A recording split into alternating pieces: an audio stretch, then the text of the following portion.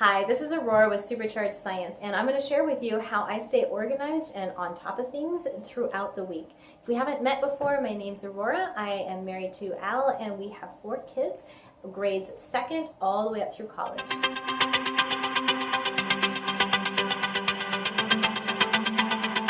So I've tried the planners, I've tried the organizers, I've tried the things integrated with your email, I've tried the schedulers, so I've tried it all. And really what it comes down to is I am a paper and pencil kind of girl.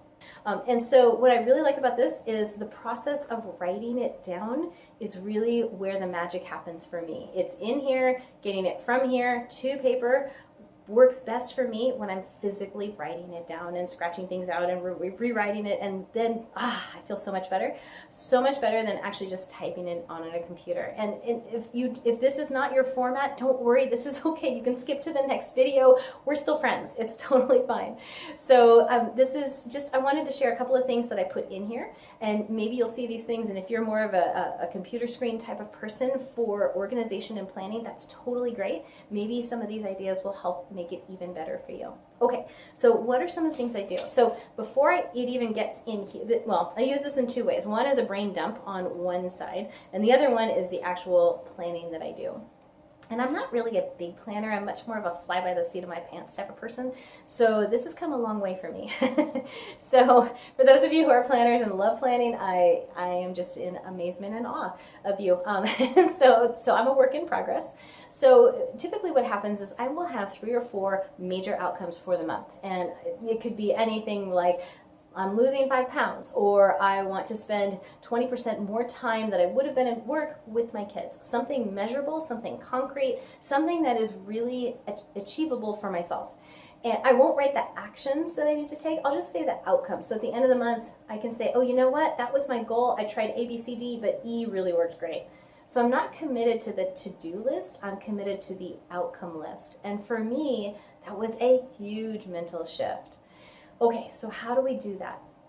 Okay, so on the wall I will actually put this up on the wall so I can actually see it, and it changes every month. You can change the color of the paper or something just so it won't just blend into everything else and you won't see it after a while.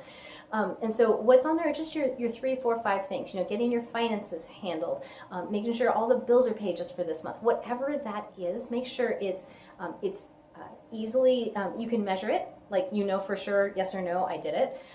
And you also want to make sure that it's something that you can do. A lot of people they make the goal too big the first time, and they underestimate what they can do in a longer period of time, like a year or 5 or 10 years. So when you do this, don't say, I'm going to lose 20 pounds the first month.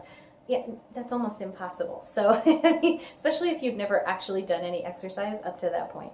Okay, so I have really easy goals, and then I start my plan, and then I'll just do like a brain dump of all the things I think that I need to do, what that might look like to handle those things. And if you've ever been a part of a wedding, like the goal is to get the bride and the groom to say I do, and then shoom, send them off. That's the ultimate goal, right? And so all the other things like getting the pictures just perfect and the right foods and everybody to have a good time and no fights to break out, whatever. There's a lot of different paths to get there. Would you agree? You could have a wedding planner. You don't have to have a wedding planner. You could have just people give gift cards or not, right, to help the couple on their way. So there's a lot of different paths you could take to that ultimate outcome of getting married. So that outcome is what I'm committed to, not all those paths that the to-do list that never ends is usually what people put down. They put the pathways down, and then they feel overwhelmed because you're like, I got to do all these things in order to make that happen. And really, it's like, actually, if you just do number 2 and number 7, you're good.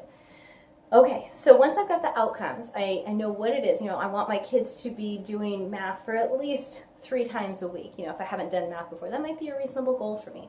Okay, so then what I'm going to do is I'm actually going to have actual tasks. Like what are the ways that would support that goal? What are some of the things that have to happen? And I'll put them down, and I'll just brainstorm here. And so like for me, I'm going to outcomes for January. You can see them in here. I actually have, I want to get the shopping list posted. So that's a really measurable outcome. Once it's made, I know it's done. And so I'm going to create a new geometry course. We're going to have outstanding stargazing sessions. And we're going to have additional astronomy experiences. So including, that could be a sun class or a class on solar observing. It could be a lot of things, right?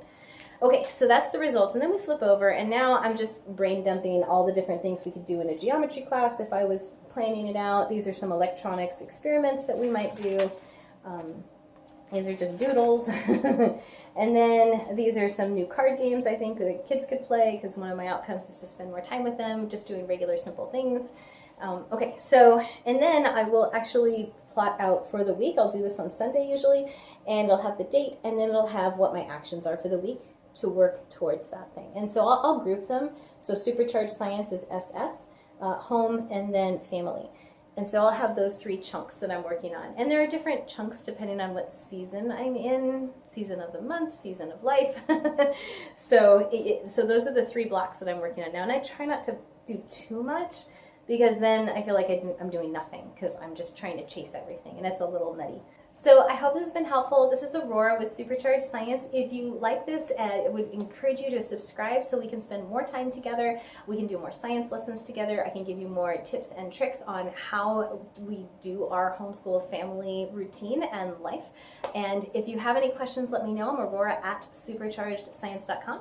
If you hit the subscribe button, then we can definitely stay in touch. You'll get notified as to when the next videos are up. And I look forward to seeing you in our next session. Thanks so much, everyone.